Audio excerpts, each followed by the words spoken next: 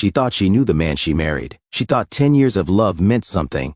But the moment she saw a photo in another woman's home, a child who called her husband and daddy, her world shattered. Alone, broken, and searching for meaning, she crossed paths with a quiet little boy whose sad eyes mirrored her own pain, something that would awaken a purpose she never knew she was missing. Listen to today's heartwarming, lovely story, and let us know where you're listening from. Dr. Celeste Rourke was finishing another long shift at her pediatric clinic when her phone buzzed. It was her best friend Rowan Keene, who worked at Willow Haven, a local children's shelter. "Celeste, can you come? One of the new boys is sick. We're not sure what's wrong, and he's barely said a word since arriving." 20 minutes later, Celeste was walking through the shelter's doors. The smell of crayons and cookies filled the air. Rowan met her with tired eyes and a hopeful smile. "His name's Ezra. He's 6, quiet, scared. I think he's been through more than we can guess." Celeste entered the room and found a pale, wide-eyed boy curled up on a small cot. She knelt beside him gently. "Hi, Ezra. I'm Dr. Celeste. Can I check your throat?" Ezra only nodded. His throat was inflamed, but manageable. What struck her more than his symptoms were his eyes, vast glassy orbs that held a haunting sorrow and 1,000 silent pleas. His gaze wasn't just sad, it was ancient, as if he carried the weight of lifetimes in his small frame.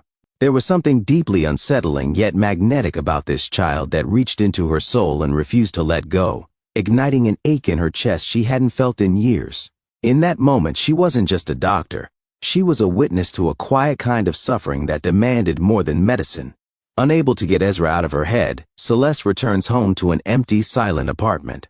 Nolan, her husband, distant, emotionally unavailable, and uninterested in children. As usual, he was consumed by work. Celeste, overwhelmed by her connection to Ezra, suggests to Nolan that they consider adoption. He dismisses her outright, calling it an emotional overreaction. She stared at their empty dining table, once a symbol of warmth and togetherness, now a stark reminder of what was slipping through her fingers. In that moment, she wasn't just thinking about her crumbling marriage, she was unraveling.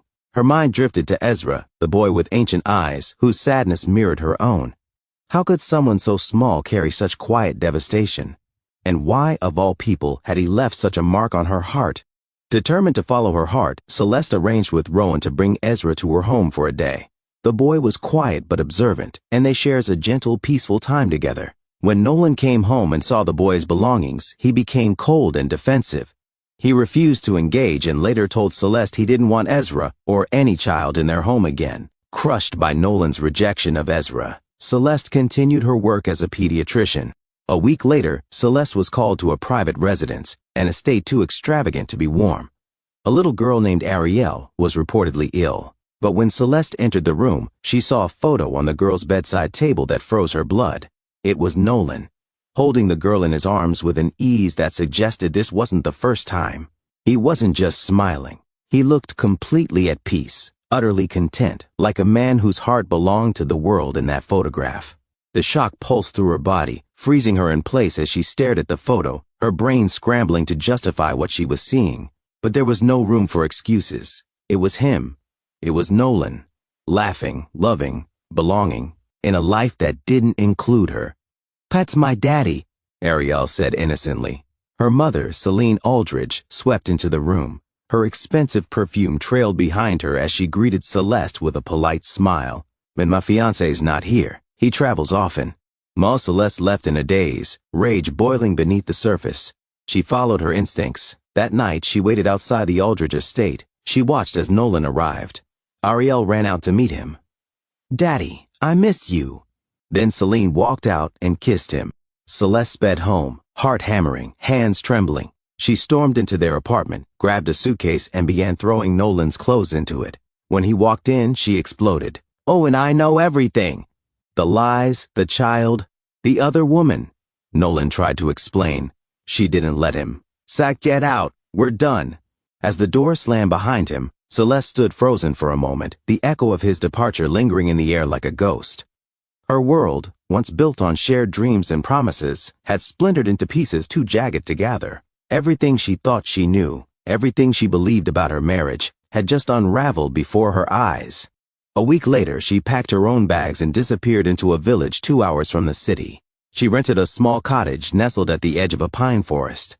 Birds chirped instead of sirens. Her mornings were filled with fresh air, not deadlines. She walked trails, drank tea by the fire, and tried to remember who she was before Nolan. Her solitude was both a wound and a balm, but Ezra haunted her thoughts, his eyes, his silence, his gentle "thank you." After she treated him, she returned to the shelter. Rowan was surprised but welcomed her with open arms. Ezra was there, drawing in the corner. When he saw Celeste, his face lit up, not with a smile but with a quiet kind of peace, like he remembered safety. She didn't hesitate. She didn't overthink. For the first time in a long while, Celeste simply followed the pull of her heart.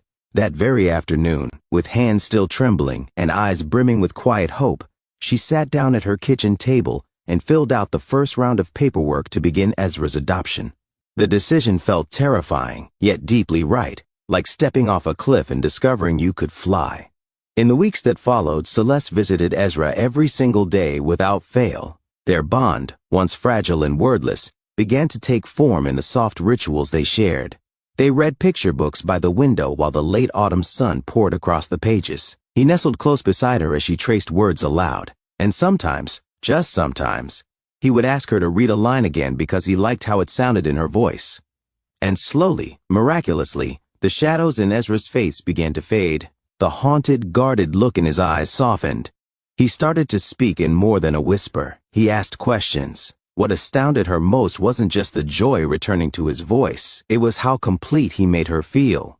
This wasn't just progress. It was healing for both of them. One day, he called her Mom. Celeste broke down in tears.